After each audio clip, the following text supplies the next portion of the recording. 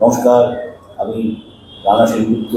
আমাদের বেঙ্গল পলিটিক্স চ্যানেলে আজকে আমরা রয়েছি সর্বভারতীয় মহিলা সমিতির সম্পাদিকা অনিলিকা ঘোষের সঙ্গে।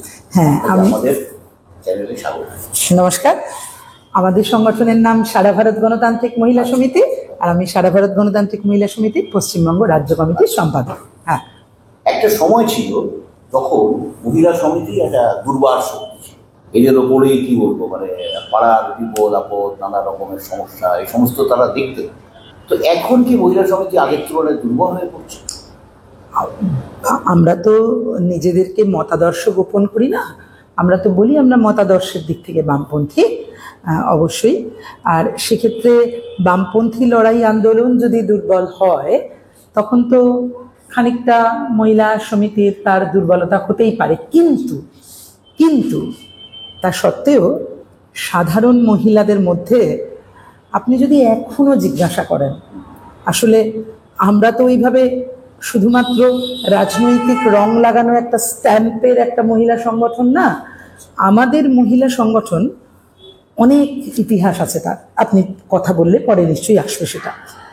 ফলে মহিলা সমিতি বললে এখনো কিন্তু মেয়েরা দেখবেন রিলেট করতে পারবে, তার সঙ্গে যুক্ত করতে পারবে নিজেদেরকে।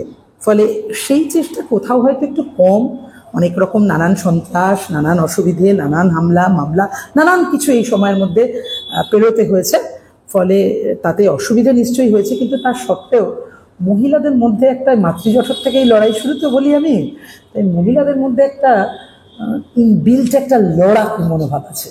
আর সেই কারণের জন্য সেই লড়াকু মনোভাবটা নিয়ে মহিলা সমিতি কিন্তু আছে, মেয়েদের পাশেই আছে, রাজনৈতিক রং না দেখেই আছে। তাই মহিলারা রিলেট করতে পারবে, আপনি যদি কথা বলেন এখনো গিয়ে দেখবেন রিলেট করতে পারবে। আচ্ছা, তাহলে এখন আমরা যেটা দেখছি, সিপিআইএমের যত সভা সমিতি হয় তাতে মহিলারা অবশ্যই যোগ দেন, মহিলা সমিতির সদস্যরাও নিশ্চয়ই যোগ দেন, নিশ্চয়ই। এবং এখানে কি নতুন কিন্তু আমরা একটা জিনিস দেখতে পাচ্ছি না, যে ইয়াং লেডিদের দেখতে পাচ্ছি।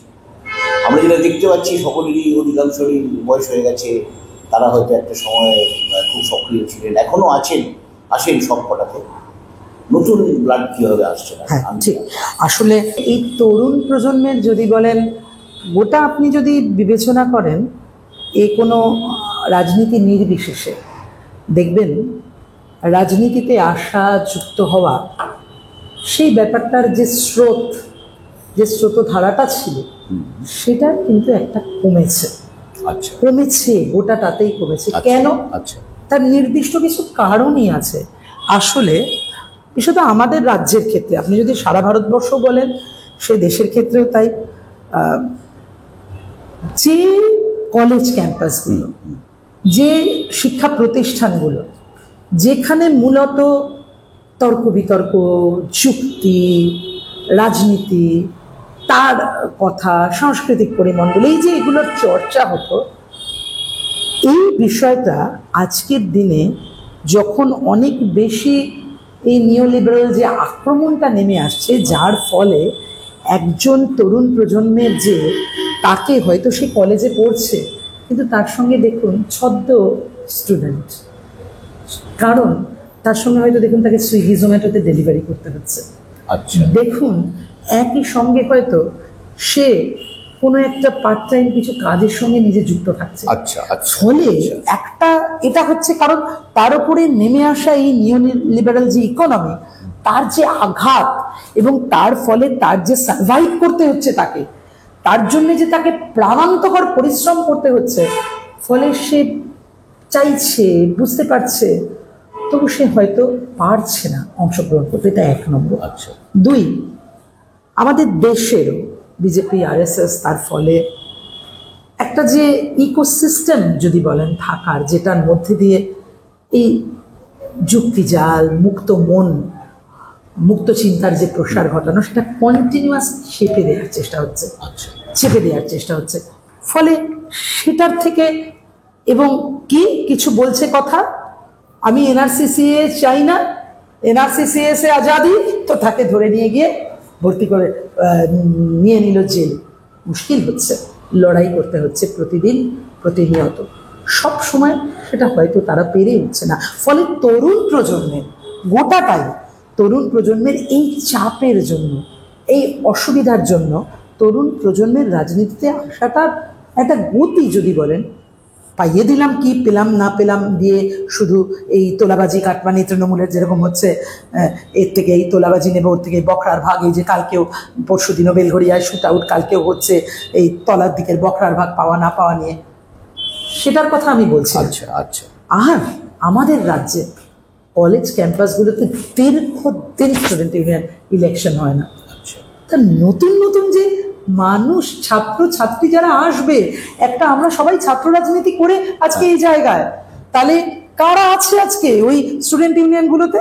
স্টুডেন্ট ইউনিয়ন নাম আছে, রিসিপ্ট দিয়ে দিতে পারবো, চাঁদা নিচ্ছে স্টুডেন্ট ইউনিয়নের, ফিজ নিচ্ছে, but there is no student union, elected student union.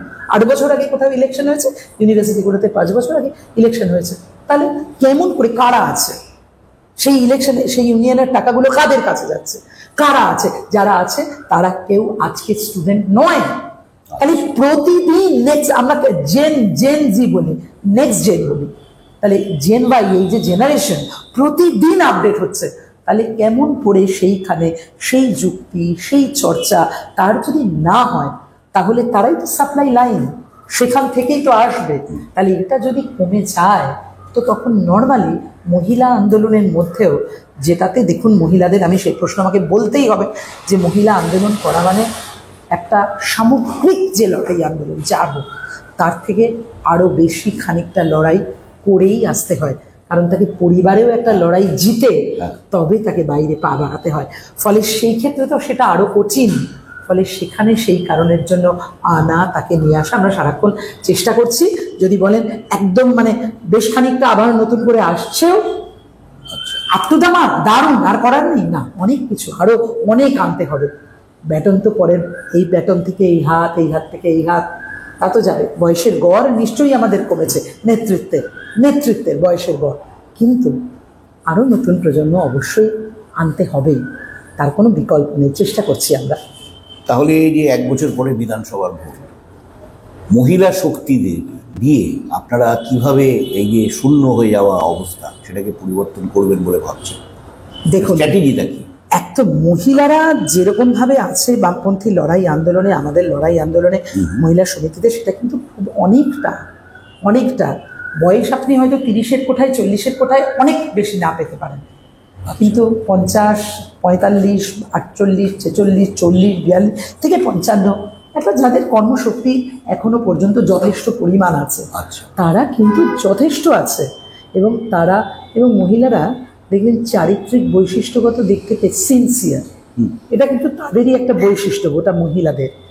এবং সেই কারণের জন্য যে কাজই করেন, ভাত বেড়ে আসছেন, জলখাবার ভাগ করে আসছেন, ভাগ করে বাড়িতে কে কি খাবে, কোনটা কোথায় পড়বে, জামা কাপড় ভাঁজ করে দিয়ে আসছেন, কিন্তু তবু আসছেন যে আমাকে যেতে হবে এই লড়াইটাতে। ফলে এইটাকে আমরা সংহত করবার চেষ্টা করব, বারবার আমরা চেষ্টা করছি আমরা সংহত করবার চেষ্টা করছি। তার মধ্যে দিয়ে নিশ্চিত তারা একটা বড় দায়িত্ব নেওয়া, বড় ভূমিকা পালন করা, লোকসভাতেও করেছেন, পঞ্চায়েতেও করেছেন, একের পর এক চোখে চোখ রেখে বলেছেন, লড়াই করেছেন শেষ পর্যন্ত। একদম যাব না বীরভূমে, বলবো আমরা নদিয়া, বলবো আমরা একের পর এক জেলা, উত্তর 24 পরগনা বলতে পারি, মানে একেবারে তারা করেছে। খাটের তলায় দাঁড়িয়ে বসেও তারা তবু ছেড়ে দেননি, দাঁড়িয়ে আছেন, তবু যাদেরকে আগলে রেখেছেন। বুথের বক্স আগলে রেখেছেন। যেখানে পুরুষ যেতে পারে না, সেখানেও কিন্তু মহিলারা যেতে পেরেছেন, গেছেন, লড়েছেন, শেষ তক লড়েছেন। এইটাকে সংহত করতে চেষ্টা করছি, আশা করা যায় পারবো। ধরুন আপনার এই আরজিকর কাণ্ড, এতে মহিলাদের একটা বিশাল স্বতঃস্ফূর্ত যোগদান হলো, রাত দখল হলো, ভোট দখল হলো, অনেক কিছু হলো। এইটাকে ফ্রুটফুল করা গেল না, কতটা না ফ্রুটফুল করা গেল না বলবো না, গেছে, নিশ্চিত গেছে। আরও কতটা করা যায়, এটা তো শেষ হয়ে যায়নি। এই লড়াই আন্দোলন এখনো চালাতে হবে, চলবে, এবং তার মধ্যে দিয়ে আরও কতটা আমরাও সংগঠনের ক্ষেত্রেও উপকৃত হতে পারি কি না, যারা আছেন আচ্ছা। তারা কতটা যুক্ত হবেন। কিন্তু এই লড়াই তো থামেনি, এই লড়াইকে আরও বাড়াতেই হবে। ঝান্ডা দিয়ে হোক, ঝান্ডা ছাড়া হোক, সব ফর্মে এই লড়াইকে বাড়াতে হবে। এ এখনো বিচার অধরাই তো, কেমন করে বলবো বলুন? বাবা মাই বলতে পারছেন না যে বিচার পেয়েছেন। কালকে গতকাল এই অভয়া মঞ্চের থেকে একটা নাগরিক মিছিল ছিল ধর্মতলা থেকে রানুছায়া। তো আমার আরেকটা অন্য মিটিং ছিল, তারপরে আমি রানুছায়াতে গিয়েছিলাম। তিলোত্তমার মা বলছেন কথা, মানে গায়ে কাঁটা দেয়। মানে ভাবছিলাম তাই যে ভদ্রমহিলা নিজে বলছেন আমি কোনোদিন বলতে পারতাম না, আমি জানি না, ওই বোধহয় আমাকে শিখিয়ে দিয়ে গেল। সেরকম সুন্দর কথা বললেন, লড়াই এর কথা, অন্যায়ের বিরুদ্ধে কথা। স্যালিউট করতে ইচ্ছা করছে, কর্নিশ জানাচ্ছি যে এই লড়াইটাকে এগোনোর ক্ষেত্রে তারা ভিম্মত দিয়ে দেখেছেন। এবং আমরা মনে করি যে এই লড়াইকে এগোতেই হবে, শেষ তক লড়াই লড়তে হবে। এ যদি না করা যায় মুশকিল, এটা আমাদের আদায় করতেই হবে বিচার। আচ্ছা, এই যে লক্ষ্মীর ভাণ্ডার, এই লক্ষ্মীর ভাণ্ডারটা দিয়ে মূলত আর কি আরও অনেক সরকারি প্রকল্প আছে, এটা দিয়েই কিন্তু দেখা যাচ্ছে যে তৃণমূল বা মুখ্যমন্ত্রী মমতা বন্দ্যোপাধ্যায় ভোটে বারবার বাজিমাত করে চলেছে। তো এই লক্ষ্মীর ভাণ্ডারের বিকল্প হিসেবে বা লক্ষ্মীর ভাণ্ডার, ধরুন যদি কালকে আপনারা ক্ষমতায় আসেন, তাহলে আপনারা কি করবেন, কি স্ট্র্যাটেজি নেবেন? আচ্ছা, এক নম্বর কথা হচ্ছে যে ধরুন এইবারকার যদি আপনি লোকসভার ইলেকশন দেখেন, তাহলে মোট যা ভোট তৃণমূল বিরোধীরা পেয়েছে, মোট যা ভোট, সেটা কিন্তু তৃণমূলের চেয়ে বেশি মোট যা ভোট।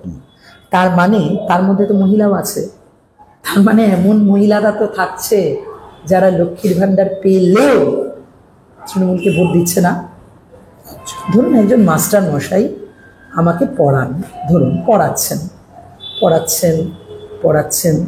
আচ্ছা পড়াচ্ছেন, আমাকে তো তিনি শেখাতে সাহায্য করছেন, কিন্তু তারপরে পড়াচ্ছেন বলে, আমাকে শেখাচ্ছেন বলে তিনি আমার কাছে কিছু অন্যায় দাবি করলেন। একজন সৎ, সুস্থ, স্বাভাবিক মেয়ে হিসাবে আমার কি সেটা মেনে নেওয়া উচিত, নাকি তার প্রতিবাদ করা উচিত? প্রতিবাদ করা উচিত তো। ঠিক সেই রকমই যে মহিলারা লক্ষ্মী ভাণ্ডার পাচ্ছেনও, তাদেরও যদি মনে হয়েছে তৃণমূলের কিছু খারাপ কাজ, তারা নিশ্চিত প্রতিবাদ করেছেন বলেই সব বিরোধীরা মিলে তৃণমূলের চেয়ে বেশি ভোট পেয়েছে। এক নম্বর কথা। দুই, লক্ষ্মীর ভাণ্ডার এক একটা সরকারের এক একটা নীতি। বামপন্থী ফ্রন্ট আলাদা আলাদা অনেক প্রকল্প করেছে, মমতা ব্যানার্জি তৃণমূল সরকার এটা করেছেন, কিন্তু এ তো কোনো পৈতৃক সম্পত্তি না কারুর। এ তো আমাদেরই টাকা, আপনারই টাকা, আমাদের টাকাই তো আমাদের দিচ্ছেন লক্ষ্মীর ভাণ্ডার, তাদেরই তো টাকা, তাদেরকে দিচ্ছেন। তাহলে দেবেনটা কেন? দিতে তো হবে। সরকার তো হুজুর মাইবা, সরকার তো আমাদের গার্জিয়ান, অভিভাবক, পরিষেবা দেওয়ার জন্যই তো তিনি সরকার, তাই জন্যই তো মানুষ নির্বাচিত করেছেন। তা যদি হয় তাহলে গরিব মানুষ যাদেরকে দিচ্ছেন তারা তো তাদের তো পাওয়া উচিত। বিকল্প আমরা তো মনে করি আরও কতটা বাড়াতে পারা যায় তা দেখব, কারণ এতে তো চুরি হচ্ছে বিভিন্ন জায়গায়, যা দিচ্ছে তার থেকে একটা অংশ নিয়ে নিচ্ছে।